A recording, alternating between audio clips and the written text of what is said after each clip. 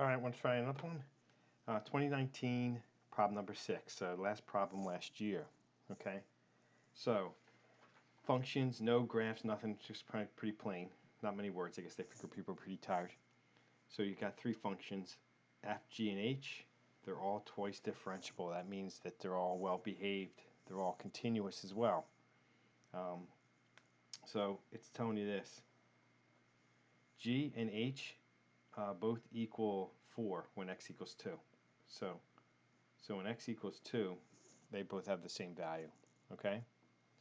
Okay, the line y equals 4 plus 2/3 x minus 2 is tangent to both the graph of g and h. So guys, tangent to, it means h h of x and g of x have the same slope as y equals 4 plus 2/3 x minus 2 when x equals 2. Remember, tangent means has the same slope too. So it's telling you what that's really saying in a nutshell. It's saying g prime of 2 equals h prime of 2, which equals the slope of this line, which is 2/3. Okay? So that's all the information they gave me. Now let's see what they want from me. Okay. Oh, right off the bat, they want what I just gave you. So A, h prime of 2 equals 2/3, because they just told me that h is tangent to, has the same slope as this curve, and the slope of that curve is it's a y equals mx plus b, and m is 2/3. Okay, that is 1 point.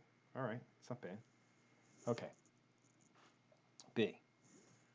Let a be the function given by a of x equals 3x cubed hx. Write the expression for a prime and find a prime 2.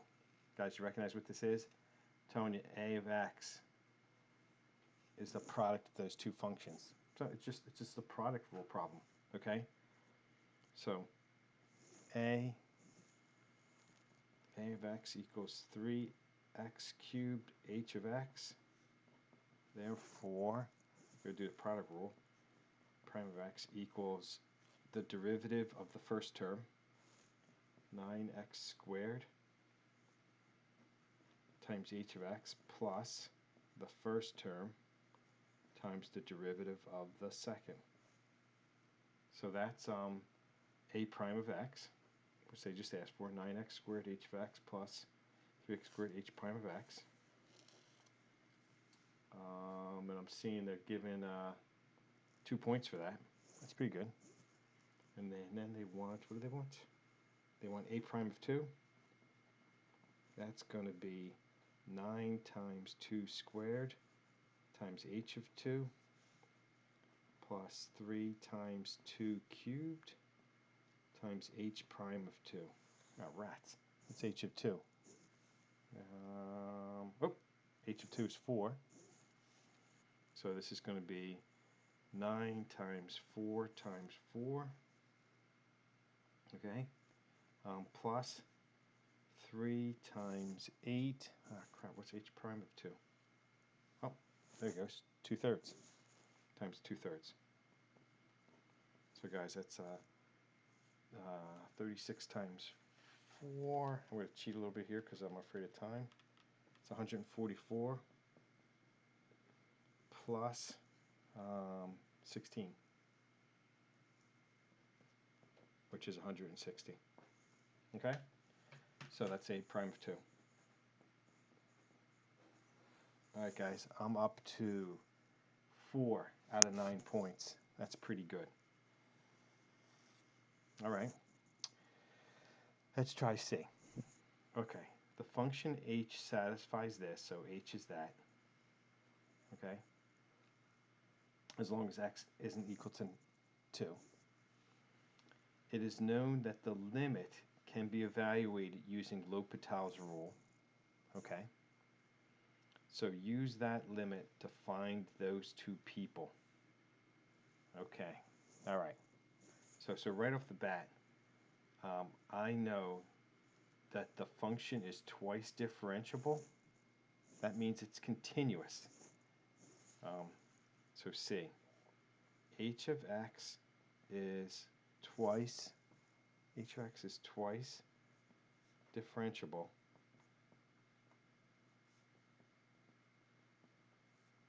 Therefore, it is continuous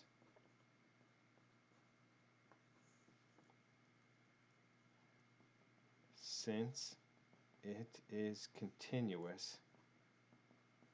I'm trying to make a connection with limits. Okay, they're talking about limits. Since it is continuous, limit x goes to 2 of h of x. Okay, so for a continuous function, the limit equals the value of the function. Okay, so that tells me this. Limit x goes to 2, x squared minus 4 over 1 minus f of x cubed equals, what's h of 2? 4. Okay, so I know that. So I'm probably going to need that. If I plug in 2, I get that if I try direct substitution, that's always a good first thing to try. So if I try direct substitution, I get 4 minus 4 is 0 over, I would assume, 0. So that's not going to help me. But this will help me. They tell me this. I can do L'Hopital's rule. Okay? Since I can do L'Hopital's rule, that means that that limit, if I try direct substitution, will be 0, 0. Therefore, since L'Hopital's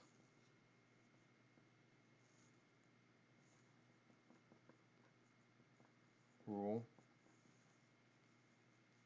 can be used, 1 minus f of 2 cubed equals 0. Therefore, f of 2 equals 1. So guys, they told me L'Hopital's rule worked. They told me that I could use this limit to compute, to find the limit. And to use L'Hopital's rule, when I try direct substitution, I should get 0 over 0. So since I get 0 over 0, that means the denominator must be 0. So 1 minus f of 2, if I replace x with 2, should equal 0. The only way that can happen is if f of 2 equals 1. So I got one of the things so far. Okay. So now if I actually use L'Hopital's rule, limit x goes to 2, x squared minus 4 over 1 minus f of x cubed. If I use L'Hopital's rule, I'm going to get limit x goes to 2, 2x, it's the derivative of the top over the derivative of the bottom. And the derivative of the bottom is going to be 3 f of x squared. It's kind of like the chain rule, right? I'm taking the derivative of f of x to the third power. So it's 3 times f of x to the second power times the derivative of f of x. Wow, this big windstorm's coming in. Hopefully I'll get through this. Okay, so if I do that, if I do the direct substitution there, up top I get 2 times 2, and in the bottom I get 3 times f of 2 squared times f prime of 2. And I know the limit. I know what the limit equals. The limit equals 4 because it's a continuous function. So I can set this equal to 4. And also, in the last step, I found that's 1. Okay? I found f of 2 equals 1. So I'm going to plug in. I'm going to get 4 over 3 f prime of 2 equals 4 over 1, right? 4 over 1. That means 3 f prime of 2 equals 1. Therefore, f prime of 2 equals 1/3. Okay? So I answered 2 questions. F of 2 equals 1. F prime of 2 equals 1/3. Guys, that's actually worth 4 points. So I'll do the last part on the next video.